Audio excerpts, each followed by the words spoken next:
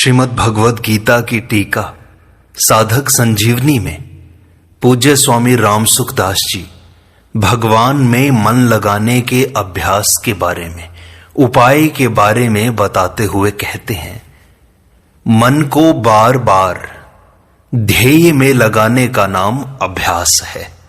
इस अभ्यास की सिद्धि समय लगाने से होती है। समय भी निरंतर लगाया जाए, रोजाना लगाया जाए। कभी अभ्यास किया, कभी नहीं किया, ऐसा नहीं हो। तात्पर्य है कि अभ्यास निरंतर होना चाहिए और अपने ध्येय में महत्व तथा आदर बुद्धि होनी चाहिए। इस तरह अभ्यास करने से अभ्यास दृढ़ हो जाता है। अभ्यास के दो भेद हैं। पहला, अपना जो लक्ष्य ध्येय है उसमें मनोवृत्ति को लगाएं और दूसरी वृत्ति आ जाए या दूसरा कुछ भी चिंतन आ जाए, उसकी उपेक्षा कर दें, उससे उदासीन हो जाएं। दूसरा है, जहां जहां मन चला जाए वहां वहां ही अपने लक्ष्य को, अपने इष्ट को देखें। उपर्युक्त दो साधनों के सिवाय मन लगाने के कई उपाय हैं। जैसे पहला उपाय, जब साधक ध्यान करने के लिए बैठे तब सबसे पहले 2-4 श्वास बाहर फेंक कर ऐसी भावना करे कि मैंने मन से संसार को सर्वथा निकाल दिया। अब मेरा मन संसार का चिंतन नहीं करेगा, भगवान का ही चिंतन करेगा। और चिंतन में जो कुछ भी आएगा वह भगवान का ही स्वरूप होगा। भगवान के सिवाय मेरे मन में दूसरी बात आ ही नहीं सकती। अतः भगवान का स्वरूप वही है जो मन में आ जाए, और मन में जो आ जाए वही भगवान का स्वरूप है। यह वासुदेवः सर्वम का सिद्धांत है। ऐसा होने पर मन भगवान में ही लगेगा, और कहां लगेगा आप ही बताओ। दूसरा उपाय है, भगवान के नाम का जप करें, पर जप में दो बातों का ख्याल रखें। एक तो नाम के उच्चारण में समय खाली न जाने दें, अर्थात धीरे धीरे भले ही उच्चारण करें पर बीच में समय खाली न जाने दें। जैसे राम राम राम राम, इस तरह भले ही धीरे धीरे उच्चारण करें। और दूसरा, नाम को सुने बिना न जाने दें, अर्थात जप के साथ साथ उसको सुने भी।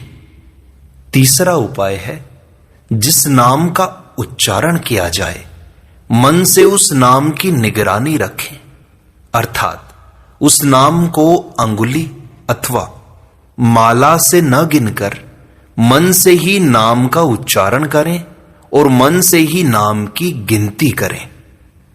चौथा उपाय है, एक नाम का तो वाणी से उच्चारण करें और दूसरे नाम का मन से जप करें। जैसे वाणी से तो राम राम राम ऐसा उच्चारण करें और मन से कृष्ण कृष्ण कृष्ण ऐसा जप करें। पांचवा उपाय है, जैसे राग रागिनी के साथ बोलकर नाम का कीर्तन करते हैं, ऐसे ही राग रागिनी के साथ मन से नाम का कीर्तन करें। छठा उपाय है, चरणों से लेकर मुकुट तक और मुकुट से लेकर चरणों तक भगवान के स्वरूप का चिंतन करें। सातवां उपाय है, भगवान मेरे सामने खड़े हैं ऐसा समझकर भगवान के स्वरूप का चिंतन करें। भगवान के दाहिने चरण की 5 अंगुलियों पर मन से ही 5 नाम लिख दें।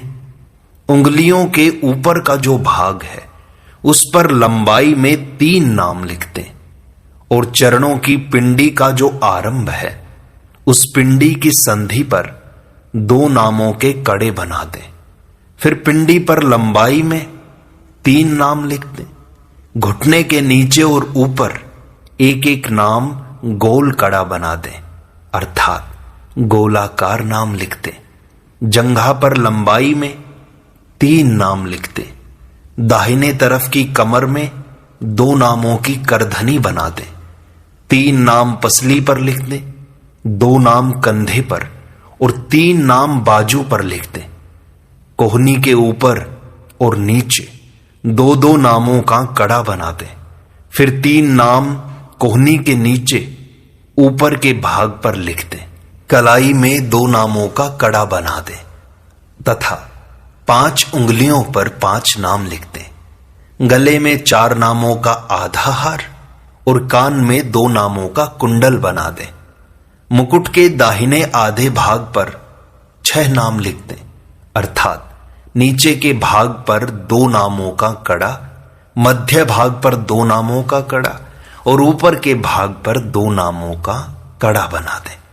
तात्पर्य यह है इन सब का कि भगवान के दाहिने अंग में चरण से लेकर मुकुट तक 54 नाम अथवा मंत्र आने चाहिए और बाएं अंग से मुकुट से लेकर चरण तक 54 नाम अथवा मंत्र आने चाहिए। इससे भगवान की एक परिक्रमा हो जाती है, भगवान के संपूर्ण अंगों का चिंतन हो जाता है और 108 नामों की एक माला भी हो जाती है। प्रतिदिन ऐसी कम से कम 1 माला करनी चाहिए। इससे अधिक करना चाहें तो अधिक भी कर सकते हैं। इस तरह अभ्यास करने के अनेक रूप, अनेक तरीके हैं। ऐसे तरीके साधक स्वयं भी सोच सकता है। इस प्रकार हमने कुछ सरल तरीके बना दिए और कुछ कठिन। अपना काम है मन को भगवान में लगाना। बस किसी तरह मन भगवान में लग जाए। साध्य वही है, ध्येय वही है, चाहे वह सरलता से लगे, चाहे वह कठिनता से लगे। हमारा लक्ष्य एक ही है कि हमारा मन भगवान में लग जाए और हम उसके लिए हर संभव प्रयास करने को तैयार हैं और हमें तैयार रहना चाहिए। तभी जाकर के भगवान के नाम में हम लग पाएंगे और इस जीवन से, इस संसार से हमारी मुक्ति हो सकती है। हम उस परमात्म तत्व को पा सकते हैं। भगवान की शरण में जाकर उनके साथ एक रूप हो सकते हैं और उसके लिए हमें अभ्यास करना पड़ेगा, चिंतन करना पड़ेगा, जप करना पड़ेगा।